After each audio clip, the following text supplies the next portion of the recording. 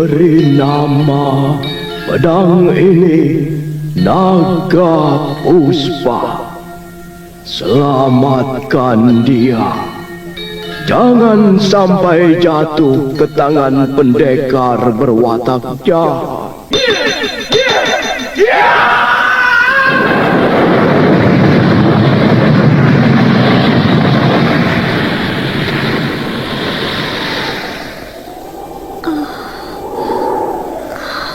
Kakang Kamandanu, kau masih juga tidak percaya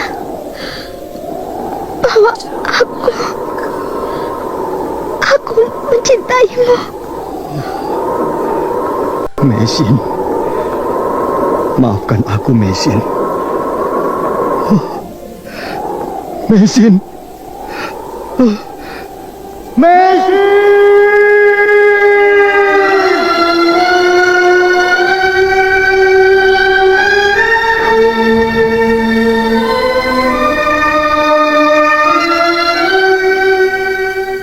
Tutur Tinula.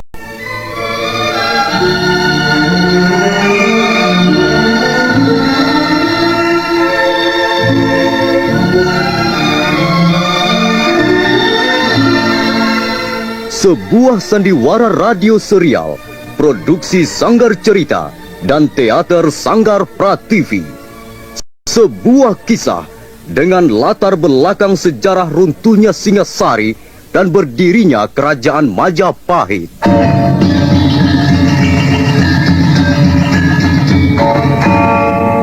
Sandiwara ini didukung oleh pemain-pemain radio yang sudah ternama. Ferry Fadli, Ivone Rose, dan Eli Ermawati.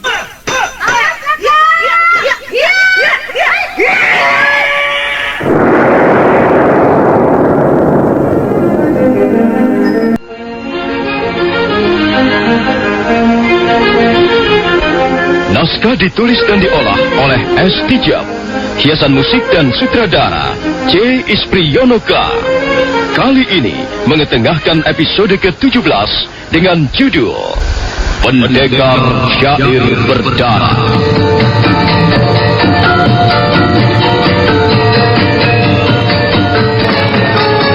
Dalam seri ke-507 ini didukung oleh para pemain Margaret sebagai Dewi Sambi, Edi Juni sebagai Sang Bawang, Tatok sebagai Lawarimbu, dan Asdi Suhastra pembawa cerita.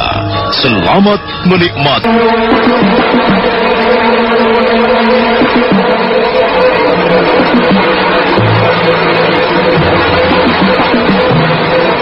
Sang Bawang dan Lawarimbu terus berjalan. Mereka sudah jauh meninggalkan desa Hambal. Sekarang mereka sudah tiba di desa Kapopongan. Seorang bocah berlari-lari menemui mereka dan mengatakan ada mayat tergeletak di atas rumpun belukar. Mereka segera pergi ke tempat yang ditunjukkan si bocah. Tapi sesampai di sana, mereka tidak melihat apa-apa. Bocah itu nampak heran bercampur kebingungan. Kok tidak ada? Kok sekarang tidak ada? Di mana kau melihatnya? Di sini, Tuan. Dia tergeletak di sini. Kepalanya di sebelah sana. Tubuhnya agak miring. Apa kau kenal orang itu? Tidak, Tuan. Rasa-rasanya dia bukan orang sini. Ya, sudahlah. Nyatanya di sini tidak ada siapa-siapa. Ya, sekarang kau boleh pulang. Baik, Tuan. Sambil terus merasa heran, bocah itu melangkah pergi. Dia menengok ke belakang sekali lagi sebelum berlari dan lenyap di tikungan jalan. Kukira bocah itu tidak bohong. Hei, lihat. Ada bercak-bercak darah yang mulai mengering. Nah, pasti bocah itu tidak bohong. Kalau begitu, pasti telah ada yang datang kemari dan mengambil mayat itu. Iya, sekarang kita periksa saja keadaan di sekitar tempat ini. Baik, hati-hati. Itu, lihat. Ada tapak kaki menuju ke sana. Kita ikuti saja tapak kaki itu.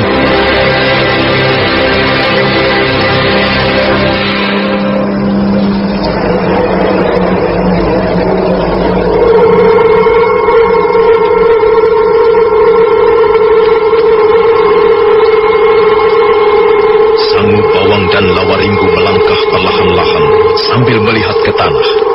Memang ada bekas tapak kaki manusia yang menuju ke gundukan bukit kecil. Lawarimbu, ya, tapak kaki ini menuju ke sana. Perlu kita teruskan atau tidak? Aku jadi penasaran. Ayo, kita lihat. Aneh sekali Sang Bawang. Hatiku berdebar-debar. Sudahlah, ayo kita ikuti terus tapak kaki ini. Mereka kembali melangkah setengah membungkuk karena sambil mengamati tapak kaki itu terus menyusuri jalanan tikus dan akhirnya berhenti di gundukan bukit kecil. Lihat Sang Bawang.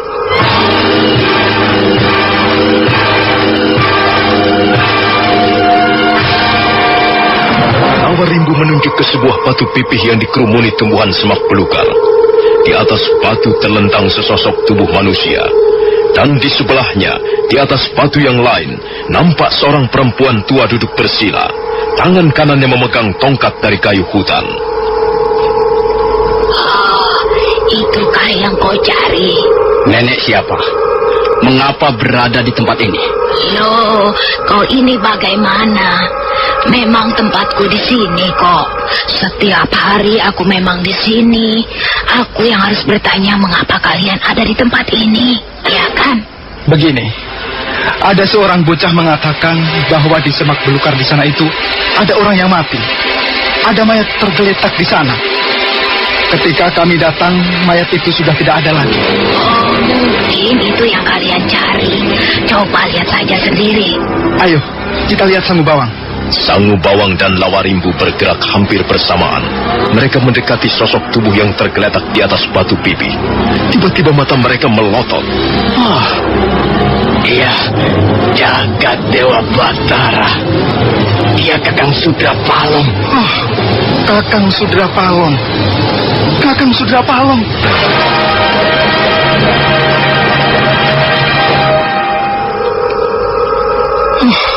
Kakang Sudrapalong. Kami jauh-jauh mencarimu, Kakang. Kami ditugasi guru untuk menyusulmu, Kakang. Tapi... Sudahlah, Lawarimbu. Tidak ada perlunya kita menangis. Kenyataannya memang dia Kakang Sudrapalong. Tapi apa sebenarnya yang telah terjadi? Siapa yang sampai hati membunuh Kakang Sudrapalong dengan cara begitu keji? iya, mungkin perempuan tua itulah yang membunuhnya, Kakang. Tunggu. Jangan main tuduh begitu. Aku ini justru sudah menolong kalian.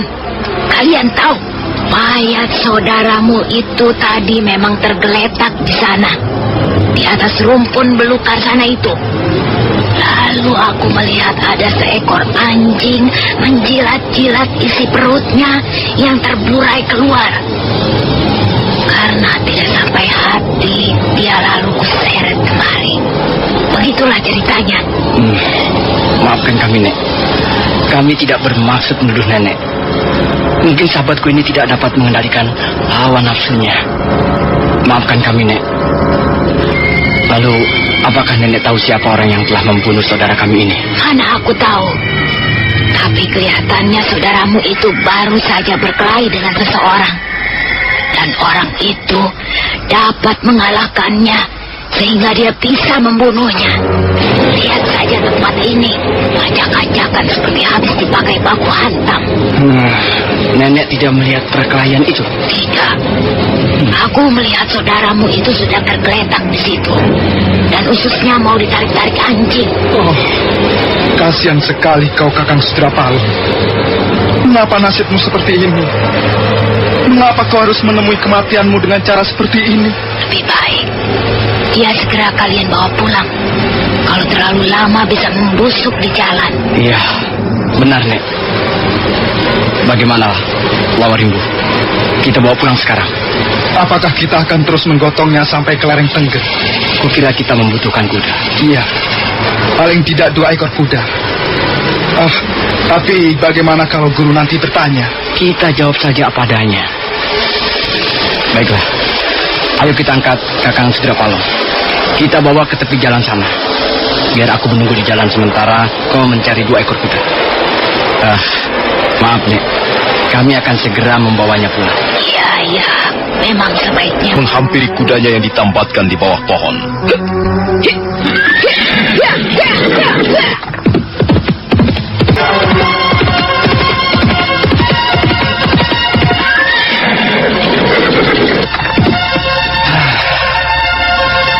akhirnya kita sampai juga. Istirahat sebentar, Lawarimbu. Iya. Pinggangku mau patah rasanya. Benar, Sanggubawan. Khasiat minyak biji kalayu ternyata ampuh. Jenazah Kakang Sudrapalong nampaknya segar kembali. Dan sampai saat ini dia belum mengeluarkan bau mayat yang kurang sedap. Syukurlah. Kalau begitu kita bisa istirahat barang 2-3 tarikan nafas. Sebelum fajar menyingsing nanti, kita pasti sudah tiba di padepokan. Guru pasti terpukul sekali dengan peristiwa ini. Aku menyesalkan sikap dan tindakan Kakang Sudrapalong sendiri. Bukankah guru sudah memberi peringatan keras? Iya, mungkin sudah nasibnya harus begini. Sangu Bawang dan Lawarimbu istirahat di bawah pohon yang banyak tumbuh di sepanjang jalan menuju lereng Gunung Tengger. Lawarimbu memberi kudanya minum. Angin pegunungan yang sejuk membuat Sangu Bawang cepat mengantuk. Sanggubawan, Sanggubawan. Aku hampir tertidur. Ayo, kita teruskan perjalanan. Tunggu dulu. Lihat, ada orang menuju kemari.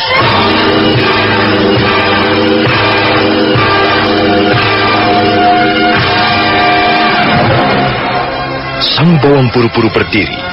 Mereka melihat seorang wanita melangkah menghampirinya. Siapa kalian berdua ini?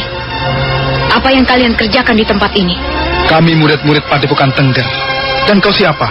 Apa kau perlu mengetahui siapa diriku? Sudah, Lawarimbu. Jangan kau layani perempuan itu. Ayo, kita jalan. Kalian boleh jalan, tapi aku akan menghalangi kalian. Kau jangan membuat perkara dengan kami. Kami mempunyai urusan penting. Kami harus segera menghadap guru. Kalau begitu, kau boleh jalan, tapi tinggalkan dulu bungkusan itu. Hei, Sanggubawan. Agaknya kita dirampok. Perempuan ini bermaksud merampok kita rupanya. Setan betina. Kau tahu, kami bukan saudagar. Kami tidak membawa sesuatu yang pantas untuk dirampok. Kalau mau merampok, pergilah ke Singasari atau sekalian ke Majapahit. Di sana banyak orang menyimpan harta benda. Aku tidak minta harta benda. Aku hanya menginginkan bungkusan yang kau bawa itu. Hei, perempuan liar. Kau pikir apa isi bungkusan ini, ha? Aku tahu isi bungkusan itu. Bukankah kalian sedang membawa mayat Sudrapalong? Kurang ajar. Perempuan ini rupanya memata-matai kita. Dengar, kalau kau tidak segera pergi, jangan salahkan kami. Aku tidak akan pergi sebelum bungkusan itu kalian tinggalkan di sini. Aneh sekali kau ini. Untuk apa kau menginginkan mayat Kakang Sudrapalong? Akan kulempar ke depan hidung gurumu. Lawarimbu. Mungkin dia inilah yang telah dikerusuhan di Padepokan Tengger. Iya, pasti dialah orangnya. Jelas, dia yang membunuh Raja Kitri dan Jawala. Ayo, kita tangkap dia. Kita tangkap dia, Sanggubawan. Kalau melawan, bunuh saja. Murid-murid bodoh. Kalian berdua akan segera menyusul Sudrapalong. Awas, Lawarimbu.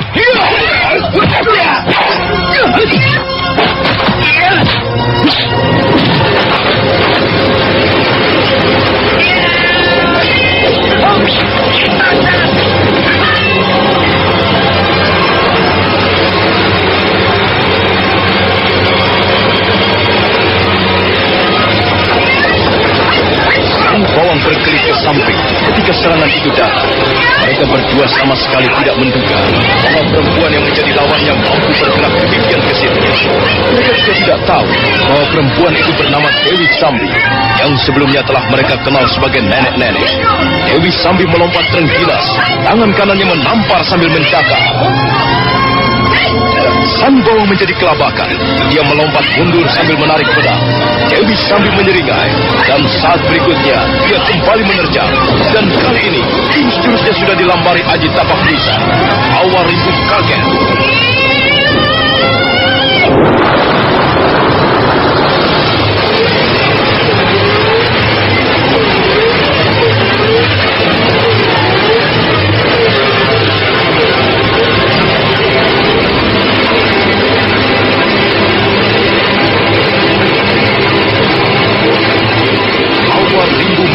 Tertahan sambil mendekap dadanya yang hangus.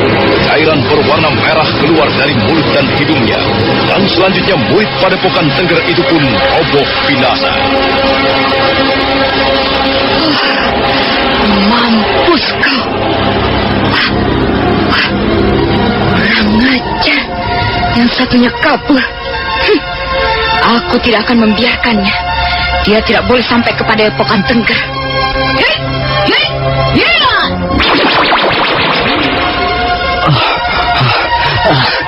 Celaka. Nampaknya Lawarimbu terbunuh. Kalau tidak segera kabur, aku pun pasti terbunuh. Dan kalau sampai aku ikut terbunuh, tidak ada yang melaporkan hal ini pada guru. Rupanya perempuan itulah yang membuat geger Padepokan Tengger. Apa maksudnya dia berbuat begitu? Siapa dia itu sebenarnya? Aku tidak boleh terlalu lama di tempat ini. Aku harus segera tiba di Padepokan Tengger. Sang pawang sudah akan melangkah, tapi dia segera mengurungkan niatnya. Begitu melihat di hadapannya telah berdiri sesosok tubuh wanita. Ada apa? Takut? Siapa kau ini sebenarnya? Dan apa yang kau inginkan?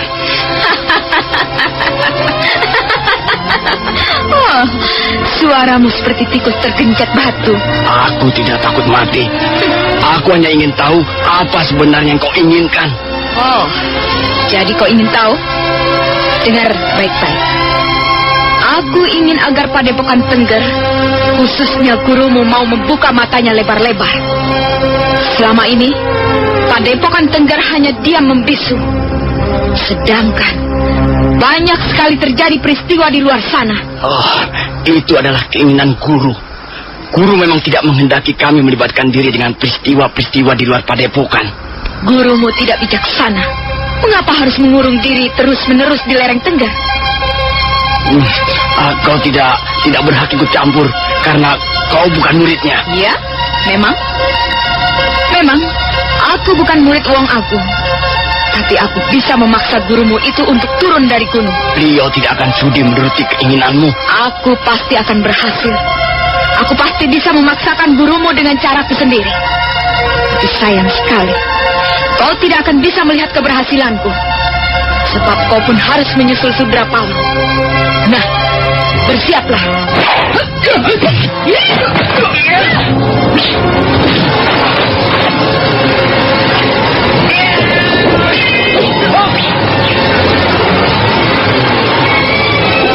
Mitra Karimata, Anda masih menyimak serial Sandiwara Radio Tutur Tinular di 1033 Karimata, Kebanggaan Madura.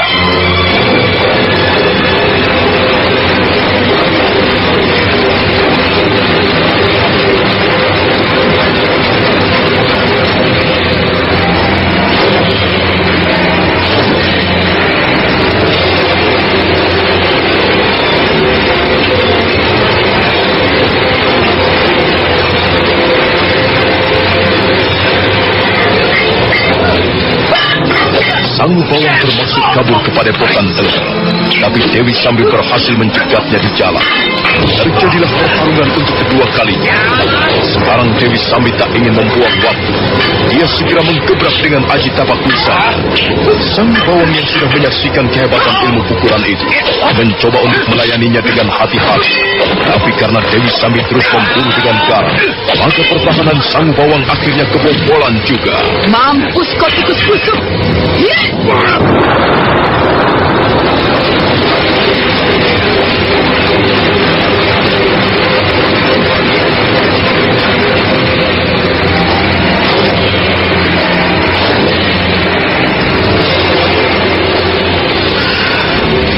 Akhirnya bisa juga kubereskan tikus bodoh ini. Kalau sampai dia lari dan berhasil tiba di Padepokan Tengger, rencanaku bisa berantakan. Nah, sekarang aku tinggal membuang mayat mereka bertiga di Padepokan Tengger. Dan selanjutnya, aku tinggal menunggu Wong Agung turun dari gunung.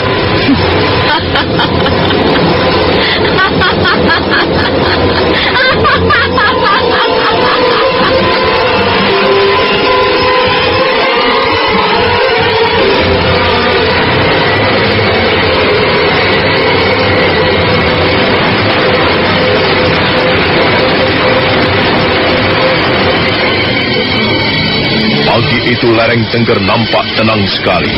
Langit tak berawan. Angin pegunungan bertiup menerpa pohon-pohon. Di suatu tempat tersembunyi, nampak Wong Agung sedang melatih Jana Lelung. Mereka kelihatan sedang istirahat. Jana Lelung duduk mendengarkan wejangan dari gurunya. Ilmu ini hanya pernah kuberikan pada Bajil, walaupun sebenarnya aku setengah terpaksa. Aji Segara Geni, tataran paling tinggi, bukanlah ilmu sembarangan. Aku tidak akan memberikannya pada murid-murid yang kulihat tidak bakal mampu menguasainya. Jana Lelung. Ya, Guru.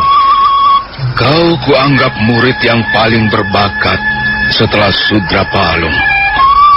Tapi karena Sudra Palung memilih jalan hidupnya sendiri, maka sekarang kaulah yang berhak memilikinya. Hanya kau, Jana Lelung. Maaf, Guru. Apakah saya kira-kira akan mampu menguasai Aji Segara Geni hingga mencapai tingkatan sempurna? Itu akan membutuhkan waktu yang lama sekali. Kau harus tekun berlatih 10 tahun lamanya untuk memperoleh tingkatan yang memuaskan. Coba sekarang lihat.